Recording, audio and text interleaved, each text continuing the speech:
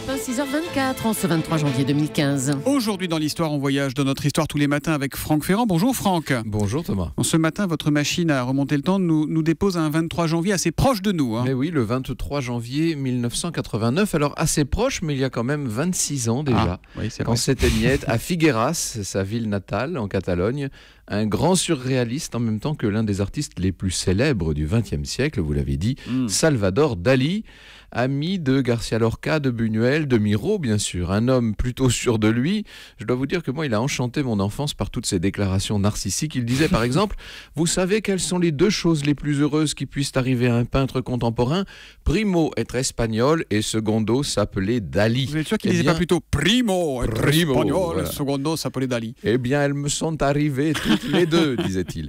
Et comme il voyait bien que ce point de vue un petit peu mégalo laissait tout le monde pantois, il ajoutait, je crois que tout le macrocosmos existe uniquement pour qu'il y ait la vie sur Terre, et sur cette Terre, Dali. Bon, le problème quand on fait ce genre de déclaration, c'est qu'après il faut assurer. Mais il assurait, comme vous dites, la personnalité de Dali ainsi que ses choix esthétiques et politiques ont toujours été controversés, c'est même le moins qu'on puisse dire. Mais pour ce qui est de l'art, un certain consensus s'est fait de bonne heure sur son talent, voire sur son génie. Bon, et si vous ne deviez retenir qu'une œuvre, Franck, puisque vous êtes fan de Dali? Alors je crois que je choisirais le tableau phare du musée de Glasgow en Écosse, acheté dès sa création, 1951, un Christ en croix vu tout à fait d'en haut, d'un point de vue d'observation zénitale qui met en valeur les épaules du supplicié. Alors il n'y a pas de clou visible, pas de sang apparent, pas de couronne d'épines, etc.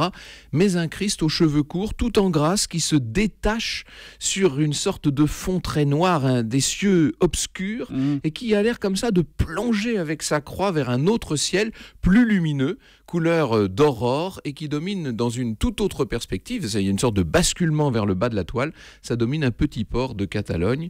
Vous avez le classicisme absolu du dessin, la révolution incroyable des points de vue, l'inspiration, comment dire, volontiers hallucinée.